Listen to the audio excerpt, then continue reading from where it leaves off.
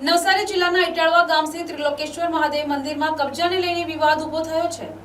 મંદિરના ટ્રસ્ટી દ્વારા ગંભીર આક્ષેપો કરવામાં આવ્યા છે કે છેલ્લા 18 થી 19 વર્ષથી મંદિરનું સંચાલન નિયમિત રીતે કરવામાં આવતું હતું, છતાં ગત 14 ફેબ્રુઆરી 2025ના રોજ હરીશ દેશમુખ નામના વ્યક્તિએ કેટલાક લોકો સાથે આવી જબરદસ્તી મંદિરનો કબજો લઈ લીધો હતો।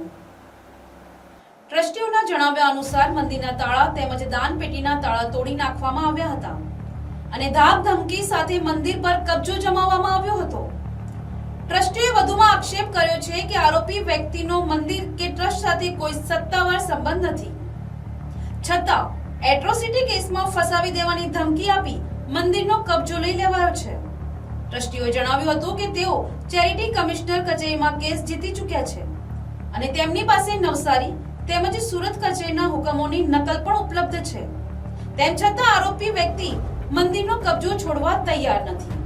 આ મામલે પોલીસ તંત્રને લેખિતમાં અનેક રજૂઆતો કરવામાં આવી હોવા છતાં કોઈ યોગ્ય કાર્યવાહી ન થતા આજે ટ્રસ્ટીઓ ડીવાયએસપી કચેરીએ ન્યાયની માંગ સાથે પહોંચ્યા હતા।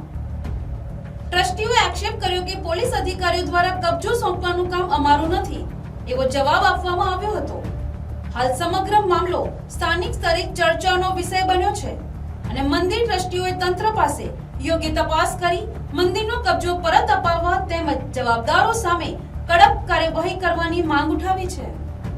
અમોભાઈ છગનભાઈ પટેલ, ત્રિલોકેશ્વર મહાદેવ મંદિર ટ્રસ્ટના પ્રમુખ શ્રી અમારું મંદિર ઇટાળવા ગામ ખાતે આવેલ છે અને એનો અમે રજૂઆત માટે આજે અહીંયા નવસારી ડીવાયએસપીના કચેરીમાં આવેલા અને ત્યાં અમે રજૂઆત કરી તો એનો એ લોકો એવું કે ભાઈ જો અમારા હાથમાં કબજો આપવાનો નથી, જે થર્ડ પાર્ટી ઘૂસી ગયેલા છે એ લોકોના માટે અમે અમારું ન્યાય મળે એ હિસાબે અમે અહીંયા રજૂઆત કરવામાં આવેલા, પણ અમને એવું કહે કે અમારા કબજામાં એ મેટર આવતો નથી આવું જણાવેલ છે।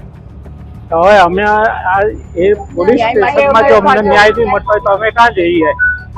અમે કેવી રીતે અમે ન્યાય મેળવીએ?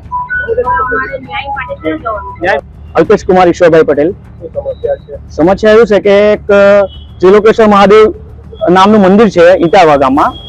હવે એ વર્ષોથી રામુભાઈ એટલે કે ત્રિલોકેશ્વર મહાદેવ મંદિરના ટ્રસ્ટીના પ્રમુખ છે ને હું પણ ટ્રસ્ટી છું।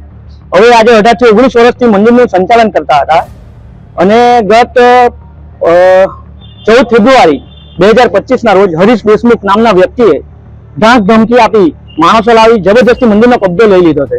એના તાળા તોડી નાખ્યા છે, દાન પેટીનું તાળું તોડી નાખ્યું છે ને મંદિરનો કબજો જબરદસ્તીથી લઈ લીધો છે।